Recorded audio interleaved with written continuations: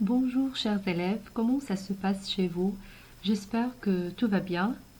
Alors bienvenue sur les cours à distance réservés aux élèves de la 6e année d'enseignement primaire de l'établissement moderne Wafa.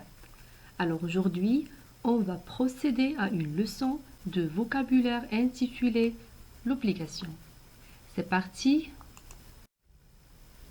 Alors, à la fin de cette vidéo, vous devrez être capable de savoir exprimer une obligation et interdiction et surtout identifier les différentes formes d'obligation.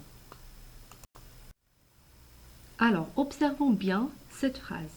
Je dois respecter le code de la sécurité routière pour éviter les accidents. Que dois-je faire pour éviter les accidents? Je dois donc respecter le code de la sécurité routière. Qu'est-ce qu'on a exprimé dans cette phrase? Effectivement, c'est une expression d'obligation. Quel est le moyen utilisé pour le faire? C'est le verbe devoir. Alors, qui est l'émetteur de l'ordre? Bien sûr, c'est moi. Qui reçoit cet ordre? C'est moi. Donc, on peut comprendre que l'émetteur donne un ordre à lui-même. Donc, on parle d'une obligation interne. Maintenant, on va passer à la deuxième phrase. La maîtresse donne l'ordre à ses élèves de rester sages. Qui donne l'ordre de rester sage? C'est la maîtresse. Et qui reçoit cet ordre? Oui, ce sont les élèves. On peut constater comme remarque par rapport au premier exemple qu'il ne s'agit pas d'une obligation interne parce que celui qui donne l'ordre, ce n'est pas lui-même qui le reçoit. Alors là, il s'agit d'un autre type d'obligation qu'on peut appeler une obligation externe. Alors, quelle est la différence entre une obligation interne et une obligation externe? Une obligation interne est une obligation dans laquelle l'émetteur se donne l'ordre à lui-même, comme on a vu dans le premier exemple. Et qu'est-ce qu'une obligation externe? C'est lorsque le récepteur se trouve sous pression d'une autorité, par exemple la maîtresse. Regardons maintenant ces phrases. Il faut que tu travailles sérieusement. Il faut travailler sérieusement. Il faut des vitamines pour être en bonne santé. Il est nécessaire de payer le loyer. Il est nécessaire que tu payes le loyer. Alors, par quel moyen on a exprimé l'obligation dans les trois premières phrases? Oui, on a utilisé le verbe falloir. Mais après, dans les deux dernières phrases, on a utilisé l'expression il est nécessaire. Est-ce qu'on a identifié l'émetteur dans ces ordres? Non, on ne peut pas le savoir. Est-ce qu'on peut changer la personne de conjugaison il? Bien sûr que non. Il s'agit d'une forme impersonnelle. Donc, on peut conclure que l'obligation peut être impersonnelle lorsqu'on emploie le verbe falloir ou d'autres tournures impersonnelles, comme les exemples précédents.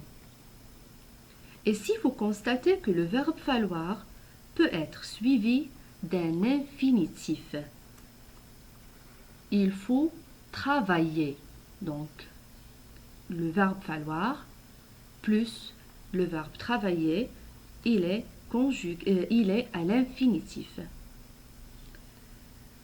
Ou bien, il peut être suivi de que plus sujet plus le verbe au subjonctif. Ou d'un nom, comme vous voyez dans la troisième phrase, il faut des vitamines. Et c'est la même chose pour l'expression il est nécessaire de payer. Donc l'expression il est nécessaire peut être suivie d'un verbe à l'infinitif ou bien peut être suivi de que plus sujet plus le verbe au subjonctif présent comme vous voyez dans le dernier exemple. Alors, je vous laisse observer ce schéma récapitulatif de ce qu'on a dit. Et comme remarque, on peut conjuguer les verbes aux différents tons de conjugaison. Par exemple, il faut, il fallait, il faudra. Et c'est la même chose pour le verbe devoir. Je dois, tu devais, il devra. Regardons les deux premières phrases. Interdiction de fumer, défense d'entrer. Il s'agit de quelle forme de phrase à votre avis? Oui, ce sont des phrases nominales qu'on trouve par exemple dans les panneaux de signalisation. Par contre, la phrase numéro 3 est de quelle forme? Le travail se fait en silence. C'est une phrase verbale. Oui, parce qu'on a un verbe. Donc, on peut dire qu'il y a divers moyens pour exprimer l'obligation, comme les tournures nominales et les tournures verbales. Alors, qui dit obligation dit interdiction.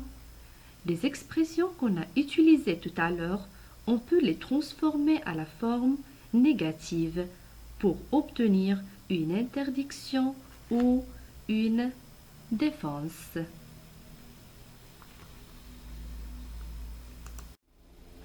Alors, je vous propose quelques situations de communication pour appliquer ce qu'on a appris en utilisant bien sûr les expressions étudiées et que vous allez faire sur le cahier de maison.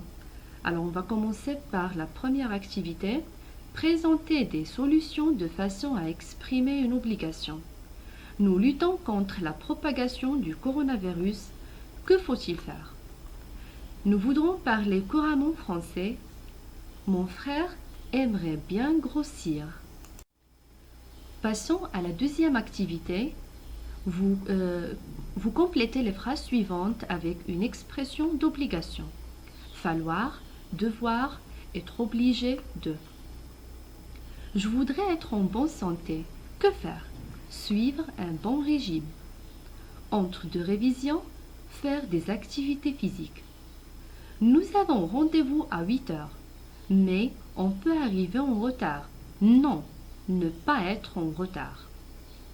Comment réviser dans un lieu agréable et calme? Donc là, à la fin, un point d'interrogation. Aller au jardin. Alors, la correction vous sera donnée plus tard dans notre groupe WhatsApp. Et comme ça, notre cours d'aujourd'hui est terminé. Merci d'avoir été là et à la prochaine.